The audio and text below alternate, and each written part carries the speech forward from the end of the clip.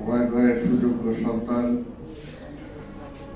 শামা ভাইয়ের অন্যান্য নেতৃবৃন্দ, সমবেত ভাই ও বোনেরা, আসসালামু আলাইকুম। সময় অনেক কম, প্রধান অতিথি চলে যাবেন, তাই দু চারটি কথা বলেই আমার বক্তব্য শেষ করব। শহীদ রাষ্ট্রপতি জিয়া রহমানের কর্মময় জীবন আলোচনা করতে গেলে দীর্ঘ সময়ের প্রয়োজন। শহীদ রাষ্ট্রপতি জিয়া রহমান মানুষটা বেঁচে খাটো ছিলেন, কিন্তু তার সেই অল্প জীবনে যে কর্মগুলো করেছেন সেটা বিশাল। একটা দেশের খুব কম মানুষের ভাগ্যেই সেটা জোটে এবং কম মানুষই সেই সময়ের সাহসী সন্তান হয়ে উঠতে পারে, যেটা শহীদ জিয়া রহমান হয়ে উঠেছিলেন। তেমনি মুক্তিযুদ্ধের পরবর্তী সময় এবং তার আরেকটি অবদান যে আজকের বিএনপি, একটি রাজনৈতিক দল তিনি প্রতিষ্ঠা করেছিলেন।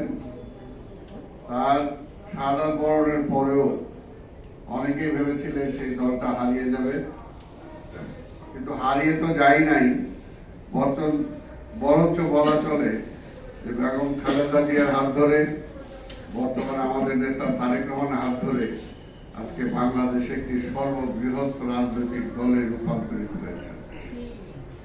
এটাই বাস্তব। এবং মানুষ সবচেয়ে বেশি আশায় বুক বেঁধে থাকে বিএনপির দিকে তাকিয়ে। মাঠে ঘাটে যেখানেই যায় না কেন, যে কোনো বিরোধী দলের রাজনৈতিক নেতাদের সাথে আমরা কথা বলি না কেন, সবাই বলে বিএনপি কি করছে, বিএনপি করে না কেন, বিএনপি ক্ষমতা আসে না কেন। অর্থাৎ এই কারণেই, কারণ বিএনপির কাছে মানুষের আশা আকাঙ্ক্ষা অনেক, এবং সেই আশা আকাঙ্ক্ষাটা জাগিয়েছিলেন কে? শহীদ রাষ্ট্রপতি জিয়া রহমান। শহীদ রাষ্ট্রপতি জিয়া রহমান সেরকম একটা ব্যক্তি আজকে আমাদের মাঝে নাই। আজকে একই অবস্থা বাংলাদেশে বিরাজমান, যে সময় শহীদ জিয়া রহমানের রাজনীতিতে আবির্ভাব ঘটেছিল। আজকেও মানুষ না খেয়ে আছে, আজকেও মানুষ কষ্টে আছে। এই যে আগামী কয়েকদিনের মধ্যেই কোরবানি ঈদ হবে, বিশেষ করে আমি জানি মধ্যবিত্ত পরিবার যারা আছে, নিম্নবিত্ত তো বাদই দিলাম, মধ্যবিত্ত পরিবাররা আজকে বুঝতে পারছে এই ঈদটা তারা কিভাবে উদযাপন করবে। দীর্ঘদিন অনেকে কোরবানি দিচ্ছে, এবার কোরবানি না দিতে পারলে ছেলে মেয়েদের সামনে তার মুখ কি হবে, এরকম একটা অবস্থায় কিন্তু আছে, কিন্তু মুখ খুলে বলতেও পারছে না। কিন্তু আমি বলবো যে আজকে যদি বাঁচতে চাই আমরা, তাহলে সবাই ঐক্যবদ্ধ হবে।